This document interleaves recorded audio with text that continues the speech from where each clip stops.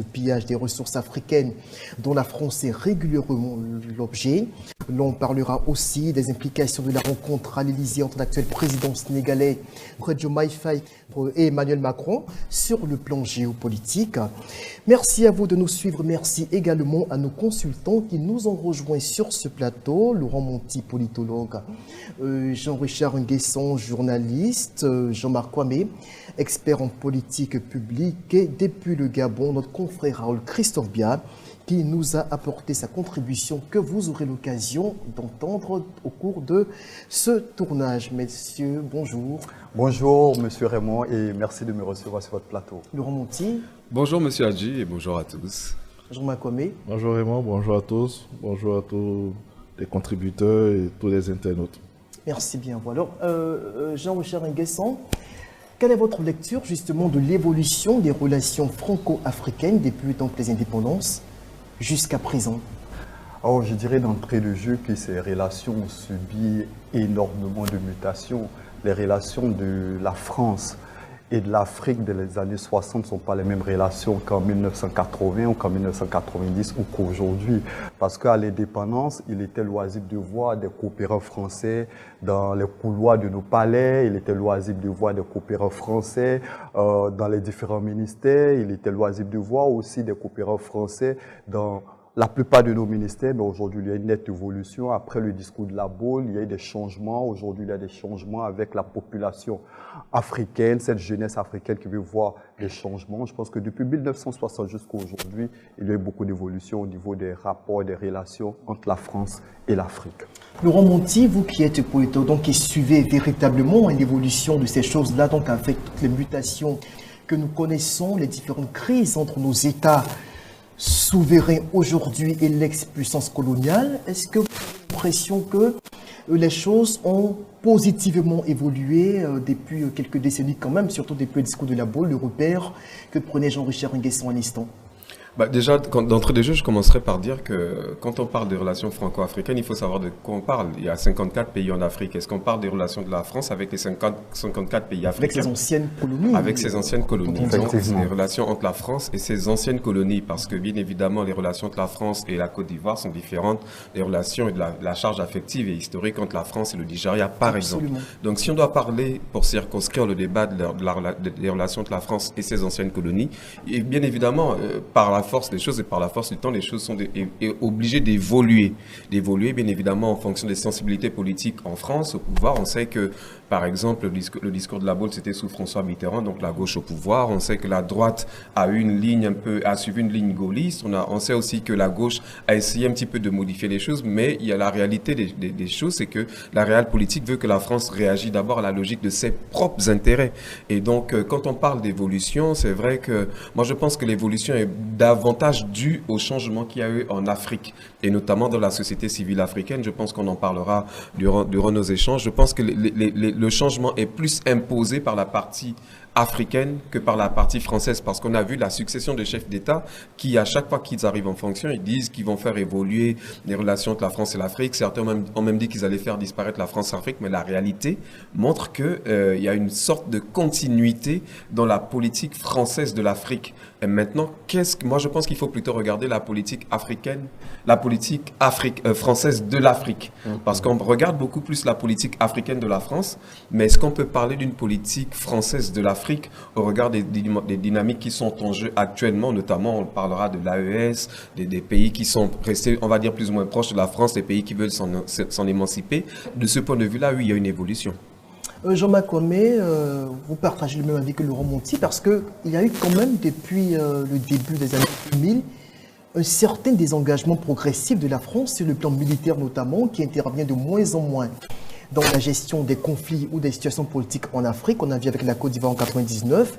La France n'a pas intervenu militairement pour rétablir, par exemple, le régime du président Bédié déchu par un coup d'État. On a vu d'autres successions d'événements dans lesquels la France n'a pas forcément jugé utile, vu les mutations qui s'imposaient, on en parlait à l'instant, d'intervenir directement.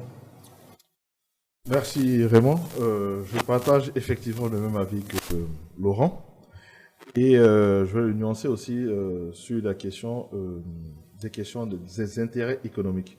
Effectivement, la France va partager des intérêts avec toutes ces anciennes colonies, mais surtout des intérêts économiques assez particuliers. Parce que le rapport entre la France et certains pays diffère de certains pays. Quand vous prenez le rapport entre la France et le Tchad, ce ne sera pas le rapport entre la France et le Mali, entre la France et la Faso, entre la France et le Sénégal, entre la France et la Côte d'Ivoire, entre la France et le Gabon, et entre la France et la France.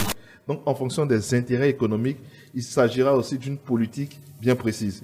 Quand nous prenons à titre d'exemple, comment est-ce que la gestion de l'après, Idriss Déby Itno père, avec son fils Mahamat, et quand vous prenez la gestion d'après au Mali, il y a eu, on a été tous scandalisés.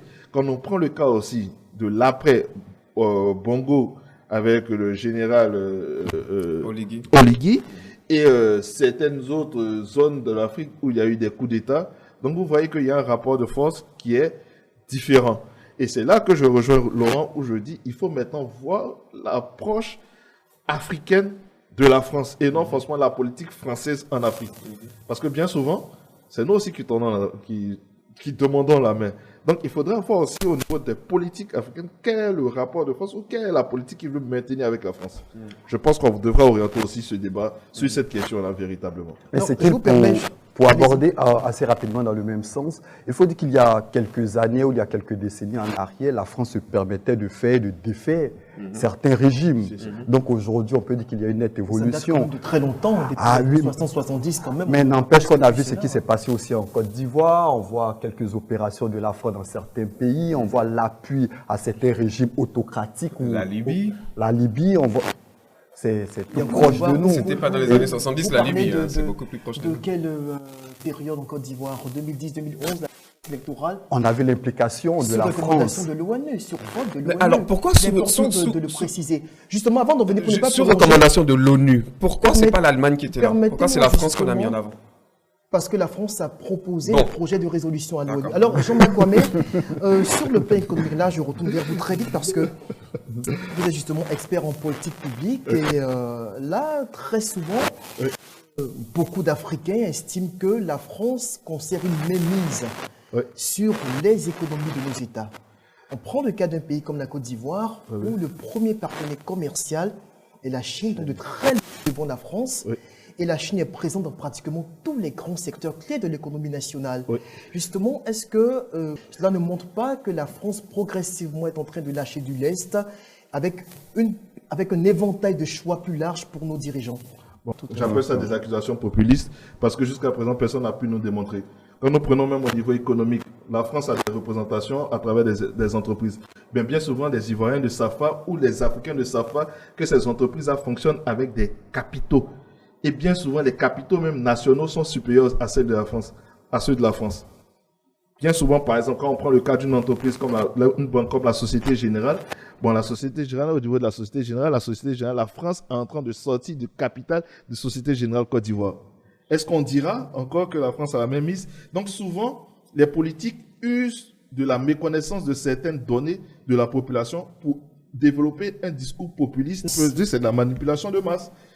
Parce que quand vous prenez le rapport économique et commercial, la France est bien loin d'ailleurs. Et bien souvent, si vous vous rappelez, je ne sais pas c'était quel président qui avait demandé un programme spécial avec Hubert Védrine et un ancien banquier qui est aujourd'hui un candidat possible en Côte d'Ivoire, qui ont travaillé sur un projet pour une reconquête de la France en Afrique. Donc ça veut dire la France s'est bien rendu compte qu'économiquement, elle n'est plus à la page. Et puis, avec le développement de nouvelles élites, une émancipation des jeunes sur le continent africain, il faut changer le rapport de force.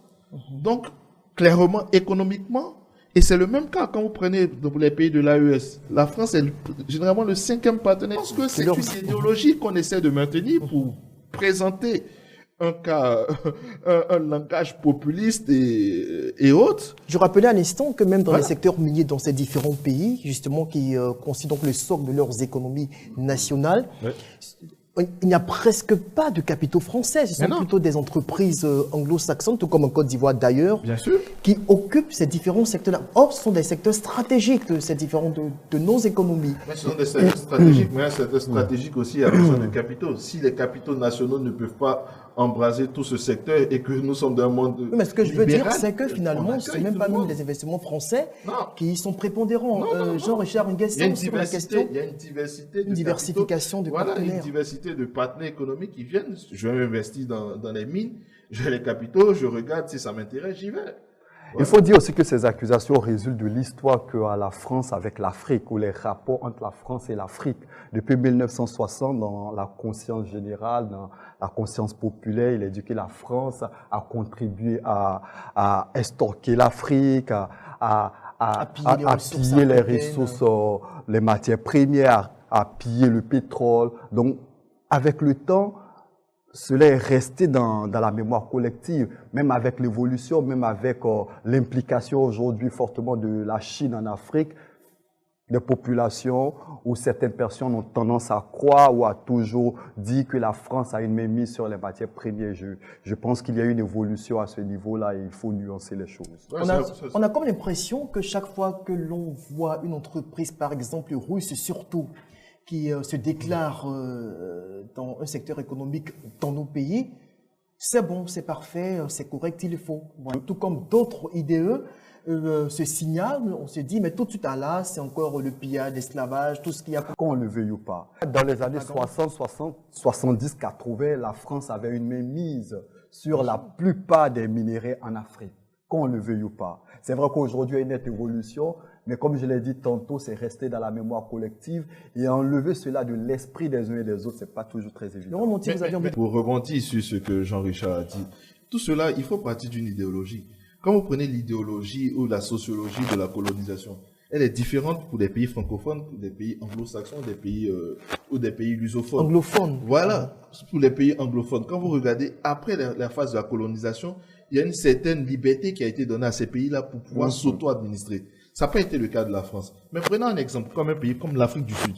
Après la colonisation, on est rentré dans une forme de ségrégation où il y avait une mainmise totale de tout ce qui était minerais et autres. Et ça continue encore. Mais pourquoi est-ce qu'on crie, mais on ne crie pas tellement fort sur ce pays de l'Afrique du Sud? On est bien d'accord que l'Afrique du Sud est développée, c'est le fleuron de les Sud-Africains, l'ANC est au pouvoir avec une hausse de la corruption, une mauvaise gouvernance, mais atroce. On le voit. Voilà, donc ce n'est pas véritablement. Et ça continue. Et c'est la mauvaise gouvernance des dirigeants de l'ANC. Les élections ont pu le démontrer. Absolument, avec le recul. On a une part de responsabilité aussi. Nos dirigeants ont une part de responsabilité sur ce qui arrive. Il faudrait qu'on mette l'accent là-dessus et pas toujours chercher l'étranger. Laurent Monti, vous aviez envie de réagir, je le sens. D'accord, merci de me donner la parole. J'étais en train de bouillir un petit peu. Allez-y. Pourquoi on voudrait faire comme si il n'y a pas eu la période des indépendances, comme disait Jean-Richard Guesson. Pourquoi on voudrait faire comme si, lorsque la Guinée a dit non au général de Gaulle, il n'y a pas eu des choses qui ont été faites pour que la Guinée, l'économie de la Guinée ne se développe pas? Pourquoi on voudrait faire comme si... Laissez-moi terminer, s'il vous plaît. Je sais que vous aimez énormément la France. Non, mais sortez nos éléments. On aime tous la France, mais la question n'est pas ça. C'est pas là la question. La véritable question est de savoir qu'il y a eu une histoire forte entre la France et ses anciennes colonies. Et cette histoire passe aussi par des contrats, des accords qui ont été signés. Mais je n'ai pas forcément le détail de ces accords, mais tout de même, on sait qu'il y a des accords qui ont été signés avec, par exemple, le Gabon, la Côte d'Ivoire et la France. Ces accords n'ont pas été signés avec la Côte d'Ivoire, avec la Côte d'Ivoire et la Russie ou la Côte d'Ivoire et la Turquie. Ils ont été signés avec la France. Et donc, ces accords incluaient bien évidemment des accords politiques, des accords économiques, l'exploitation de certaines richesses par la France. Maintenant, les choses ont évolué. Nous sommes aujourd'hui en 2024. Et la France elle-même, elle collabore avec la Russie qui est sous sanction. Le gaz russe continue d'être acheté par les Français. Donc aujourd'hui, c'est une question de souveraineté. Lorsque vous n'avez pas la même mise sur votre monnaie, lorsque vous n'avez pas la même mise sur, même vous avez des bases militaires françaises encore en Afrique, vous avez votre monnaie qui est fabriquée en France, c'est un petit peu normal que la perception des Africains soit celle-là, même si aujourd'hui, vous l'avez dit Jean-Marc, la France n'est plus le premier partenaire par exemple de la Côte d'Ivoire, mais la France continue de fabriquer la monnaie de la Côte d'Ivoire. La France a une base militaire en Côte d'Ivoire, chose que n'a pas la Russie, chose que n'a pas la Turquie, chose que n'a pas l'Iran. Donc c'est un peu normal que les Ivoiriens ou les Africains estiment que la France joue encore un rôle prépondérant, notamment sur le plan politique. Lorsque la Chine investit en Côte d'Ivoire, la Chine ne s'intéresse pas aux affaires politiques de la Côte d'Ivoire. La Chine vient faire ses affaires, son business, mais lorsque la France, et je pense que c'est une question de perception, Jean-Richard l'a dit, les gens perçoivent encore la France de telle sorte parce qu'elle a encore une base militaire en Côte d'Ivoire, parce qu'elle a encore un lien avec le franc CFA. Si la France veut véritablement changer les choses, qu'elle décide elle-même, même si les pays africains ne le veulent pas, elle décide qu'aujourd'hui, moi, la France, en raison de mes intérêts, j'estime que le franc CFA m'apporte une trop mauvaise image en Afrique, donc j'arrête le franc CFA. Je retire toutes mes bases militaires, débrouillez-vous. Là, on comprendrait les choses différemment. On va justement écouter à ce propos le confrère Raoul Christophe Biya du Cameroun, enfin, qui est un Camerounais qui exerce au Gabon actuellement. Et on revient justement pour aborder la question monétaire du franc CFA. Ce sont des questions existentielles qui taraudent les esprits de tous les Africains aujourd'hui. Je crois qu'on a déjà mis la France sur le banc des accusés, quand on a vu tout ce vent de révolution, que ce soit au Mali, au Burkina Faso, au Niger, des coups d'État et qui avait pour cible principale la République française. Moi, en tant que journaliste et observateur de la scène politique africaine, est-ce que je peux dire que la France est responsable de la débâcle du développement des pays africains? Non. J'irai tout go en disant non, parce qu'on peut aussi reconnaître que certains États africains n'ont pas fait preuve de beaucoup de responsabilités à un moment. On peut décrier cette façon que certains dirigeants africains des pays francophones ont à modifier systématiquement la Constitution pour s'éterniser au pouvoir et laisser parfois des crimes financiers impunis. Vous verrez dans beaucoup de ces pays, il y a beaucoup de milliardaires qui sont des hauts commis de l'État qui ont puisé dans les caisses. Est-ce que c'est la France qui est responsable de ces pillages? Nous dirons non. Certes, la métropole, le colon français a sa part de responsabilité, peut-être pour n'avoir pas lâché du lest très tôt, en laissant libre aux États africains de décider eux-mêmes de leur souveraineté monétaire, souveraineté économique, ainsi de suite. Je pense qu'aujourd'hui, la question existentielle de ces pays, c'est la souveraineté monétaire. Emmanuel Macron l'avait fait savoir que personne n'est contraint à rester dans le franc CFA. Il faut véritablement que les pays de la zone franc s'asseyent et pensent une nouvelle politique de sortie de façon mutuelle de la zone franc. Parce que c'est là où le bas blesse par rapport à ce que certains qualifient de la mainmise de la France dans les États africains. Et évidemment, lorsque les gens se révoltent contre un système, ils se rapprochent d'un autre. Et l'oncle russe, j'ai envie de l'appeler comme ça, qui s'est positionné comme le parrain de tous ces États révolutionnaires, qui ne se mêlent pas de leurs problèmes, qui ne leur dictent pas sa façon de faire, qui ne leur parle pas des questions de démocratie, des questions de bonne gouvernance, qui leur déroule le tapis rouge, eh bien, ils se sont rapprochés de la Russie. La Russie, elle aussi, qui avait envie d'accroître son influence en Afrique. Et donc, elle boit du petit lait en voyant les révolutions des palais quand on voit dans ces pays d'Afrique francophone. Et donc, aujourd'hui, les investisseurs français souffrent le martyre dans plusieurs de ces pays, que ce soit au Burkina Faso, au Mali, au Niger, où aujourd'hui leurs intérêts sont sérieusement menacés. Voilà donc ce qu'en pense le confrère Raoul Christophe Biya, qui est actuellement au Gabon, donc depuis quelques temps, où il s'est installé. Alors là, on revient justement sur la question monétaire. Jean-Marc Kwame, Laurent Montier parlait tout à l'heure, évoquait le lien séculaire donc, qui existe d'après ce qu'il développait. Il y a ce cordon ombilical-là qui continue donc de nous rattacher à la France et qui donne justement l'impression qu'il y a une mainmise de la France sur nos économies. On sait que depuis 2019, le président Macron a donc donné la latitude à tous les États africains de sortir du franc CFA, même bien avant lui-même, le président Jacques Chirac l'avait fait en son temps, en 2005, avec la Côte d'Ivoire. Macron l'a réitéré en 2019. Et depuis même 2019, on sait aussi que les avoirs de nos États ne sont plus donc conservés au sein du Trésor français. C'est pas vrai. Il y a donc, si depuis 2019, c'est le cas. Veuillez revoir vos archives, c'est très important de le faire. Et on sait aussi que 12 pays, hormis les pays de la zone franc, il y a d'autres pays dont les monnaies sont aussi frappées en France. On a entre autres la Tunisie, le Burundi, la Namibie et ou encore la Zambie. Votre avis justement sur la question du lien monétaire? Ok, merci Raymond. Merci aussi pour l'analyse de Laurent. D'abord, premier point, sur la question militaire. Pour moi, la présence d'une base militaire revenir justement oui, déjà, non, je vais revenir sur la question économique et monétaire surtout, mais déjà militairement, la présence d'une base, d'une grande puissance, ça ne me gêne pas en soi. Est-ce qu'on pourrait dire l'Allemagne avec les États-Unis ou les Philippines ou je crois les Thaïlande avec les États-Unis? Comme la Corée du Sud. Voilà. Ça ne me dérange pas forcément. Ça, c'est un premier point. Maintenant, sur la question monétaire, la monnaie, c'est quelque chose de très important. Ça va avec la performance économique, surtout à l'export. OK? Donc, frapper sa propre monnaie, c'est bien. Ça ne dérange pas. Mais c'est la convertibilité de votre monnaie à l'international qui pose un problème. Et il faut savoir jouer là-dessus. Et est-ce que nous sommes capables aujourd'hui,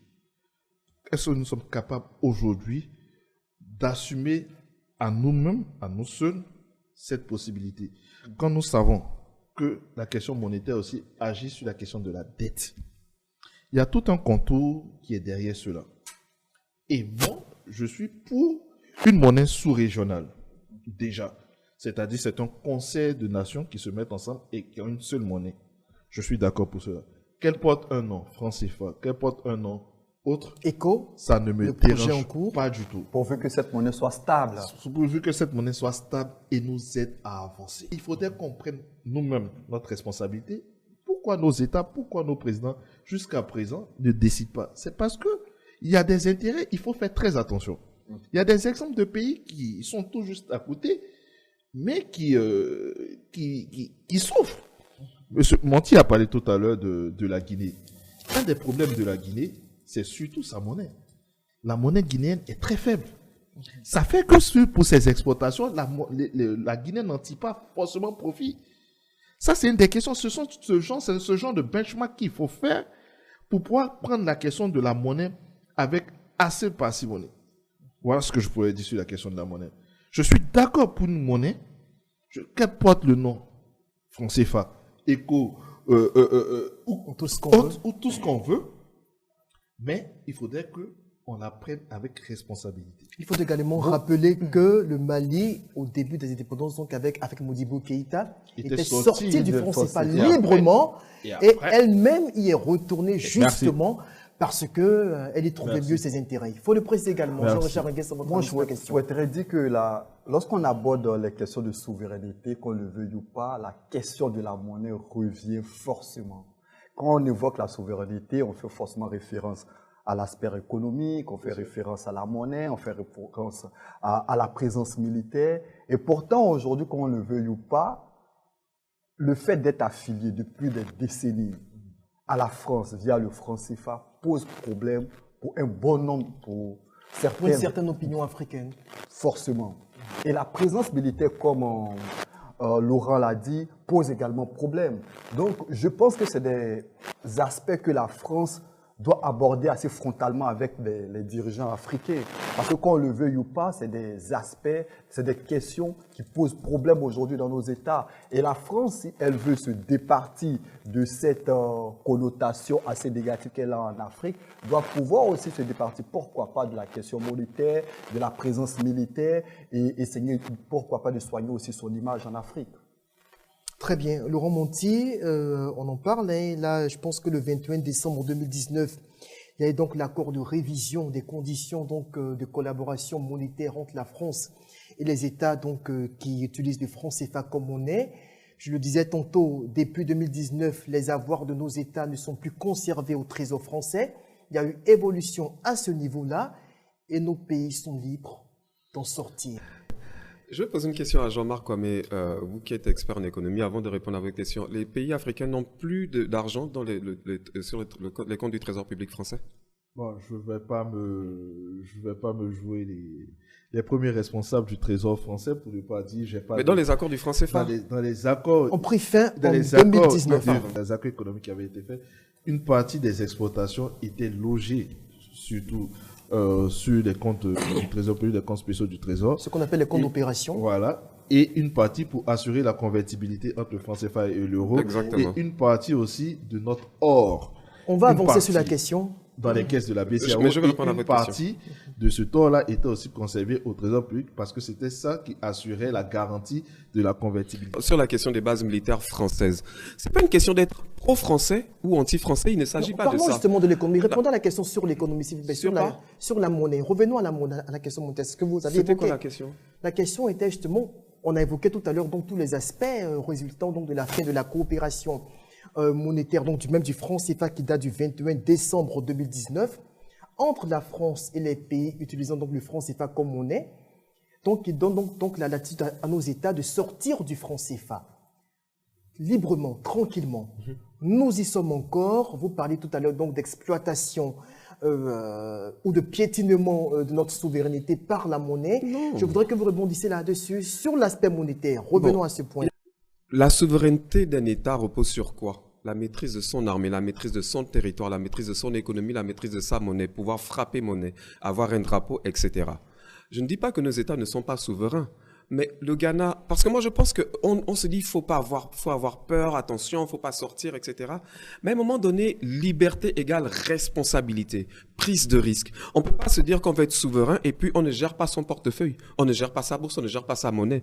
On ne peut pas dire qu'on va être souverain et puis notre sécurité est assurée par quelqu'un d'autre. D'ailleurs, il faut le dire, le franc CFA d'Afrique centrale n'a même pas de convertibilité véritable avec le franc CFA d'Afrique de l'Ouest. Et je rappelle qu'à l'origine, c'est le franc des colonies françaises d'Afrique. On est bien d'accord là-dessus, même si sémantiquement ça a changé, et même si on va passer à l'euro, mais dans le fond, ce que je dis, c'est que nos États, je suis d'accord avec Jean-Marc, doivent pouvoir frapper monnaie. Et on parle d'éco, c'est un très bon projet. Moi, je ne dis pas forcément que c'est une question d'être contre la France, de dire qu'on veut gérer notre propre monnaie. Pour revenir sur les bases militaires, moi, je vais insister là-dessus. Le fait, par exemple, permettez-moi de revenir. Il faut que nous ayons notre propre monnaie. Revenir sur le fait. Je rebondir sur le fait que pose la question, s'il vous plaît, vous nous invitez. Non, parlons de la monnaie. Vous me posez une question, vous me laissez répondre. Parlons du franc CFA. Il y a une minute, vous allez reprendre la parole. Merci beaucoup. Quand les Américains sont venus libérer la France avec les Alliés, ils ont voulu garder des bases militaires sur le territoire français. La France a refusé. Et c'est ce même droit-là que nous devons pouvoir avoir, nous, pays africains, de dire que je suis d'accord pour avoir une base militaire française chez moi, ou je suis d'accord pour ne pas avoir une base militaire française chez moi. Mais ce choix-là, j'ai l'impression que... Pardon? Est-ce qu'on n'a pas ce droit? Eh bien, demandez à l'ONU si on a ce droit ou pas. Mais en tous les cas, les bases militaires doivent répondre à la volonté des États. Pourquoi donc il y a eu des escarmouches lorsque les Nigériens ont demandé à l'armée française de quitter leur territoire? Pourquoi il y a des escarmouches lorsque les Nigériens demandent aux Américains de partir? Pourquoi on demande aux Nigériens de ne pas vendre leur pétrole, leur uranium à l'Iran? Qui leur a demandé? Les États ont le droit de faire ce qu'ils veulent. Il y a la notion de souveraineté. La France collabore avec l'Iran, la France collabore avec qui elle veut. C'est aussi le droit du Niger, de la Côte d'Ivoire, du Gabon, de collaborer avec qui il veut, que ce soit sur le plan militaire, sur le plan économique, sur le plan, tous les plans, un État peut collaborer avec qui il veut. C'est juste ça, une question de respect de la souveraineté des États. On ne peut pas venir d'un autre pays imposer, vous devez collaborer avec Permettez qu'on avance sur certains points que vous avez développés. Ok, je rebondis là-dessus parce que là, vous sortez un élément qui est très important. Vous dites que nos États doivent avoir et que la France empêcherait le Niger de vendre son uranium. Attention, vous dites qu'ils doivent avoir le droit. Est-ce que vous avez des éléments tangibles? Il doit pouvoir collaborer avec qui il veut. Est-ce que vous avez des éléments tangibles? Il y a deux choses. D'abord, je disais tout à l'heure, à l'instant, que il n'y a pas que les pays utilisant donc le franc CFA qui frappent leur monnaie en France. Il y a 12 autres pays africains, la Tunisie, les Comores, la Namibie, le Djibouti, donc ils ne frappent pas leur monnaie. Permettez que je poursuive. C'est un premier élément. Et deuxième chose, vous avez dit que le Niger doit être libre de diversifier ses partenaires dans la coopération minière. Est-ce que ce n'est pas le cas aujourd'hui? Je vous pose la question. Oui, je vous pose la question puisque vous sortez l'élément. Est-ce que vous n'avez pas, Raymond Hadji, assisté au... Je vous pose la question. Oui, mais je réponds. Est-ce que vous n'avez pas assisté, nous avons tous assisté, aux tensions diplomatiques entre la France et le Niger? Suite à un coup d'État militaire. Pardon? Suite à un coup d'État militaire. Au Niger, c'était des régimes. Oui, coup d'État militaire ou pas coup d'État militaire, c'est le problème des Nigériens. Suite à un coup d'État militaire. C'est le problème des Nigériens. C'est pas le problème des Français. C'est votre point de vue. Lorsque le général de Gaulle... On va avancer, permettons à... Me poser une question, j'ai le droit de répondre. Peut-être que la réponse ne vous plaît pas, mais c'est ma réponse. Et je l'assume pleinement. Lorsqu'il y a eu des événements, lorsqu'il y a eu les Gilets jaunes en France, Est-ce que le Niger, la Côte d'Ivoire est allé dire attention, vous êtes en train d'éborgner les gens? C'est un problème français, les Français le gèrent comme ils veulent. Il y a un coup d'État au Niger, les Nigériens gèrent leur pays comme ils l'entendent. C'est tout, c'est un droit qui est accordé à Ok, Jean-Richard Nguessan, vous aviez envie de réagir juste avant de donner la parole. Après, pour l'opposition, là où je ne partage pas la assez vie rapidement, forcément qu'on passe de au Laurent, second sujet. après, on a affaire à des régimes qui ne sont pas forcément légitimes. Mais qui décide de la légitimité d'un Permettez qu'il réponde. Des régimes qui ne sont pas forcément légitimes. Une minute des chacun, régimes rapidement, avant de populistes passer au qui second. viennent et pour haranguer les foules, qui tiennent un certain nombre de propos accusant la France, trouvant des boucs émissaires. Au Niger, c'est vrai que la France a eu des réactions que je ne partage pas forcément, mais le régime nigérien n'est pas forcément un régime... Et le régime tchadien? Nous ne reconnaissons pas le régime putschiste qui s'est installé au pouvoir. Et le régime tchadien? Allez-y. Il est légitime, le régime tchadien? Permettez-moi, allez-y, Jean-Marc Kwame. Je voulais revenir justement sur un tout petit point de vue. En une minute, oui, avant de... Sur la monnaie. C'est vrai que la France est utilisée comme lieu pour frapper certaines monnaies, comme vous avez cité. Mais je voulais prendre un cas juste pour parler de la responsabilité de nos élites. Je prends le cas de la grande RDC. La monnaie officielle de la RDC, c'est le franc congolais. Donc vous savez qu'il y a une dollarisation de l'économie dans la RDC. Oui. Les Congolais préfèrent utiliser le dollar au détriment du franc congolais. Et cela vient de quoi? Cela vient de la mauvaise utilisation de la monnaie congolaise par les élites. Il est grand temps qu'on prenne la responsabilité et qu'on mette le doigt sur la responsabilité. C'est aussi le cas du Zimbabwe. Il faut dire que nos élites, quand elles ont la responsabilité, elles ne gèrent pas comme il le faut. Donc il ne faut pas, je dis qu'il ne faut pas toujours pointer du doigt la France. La France.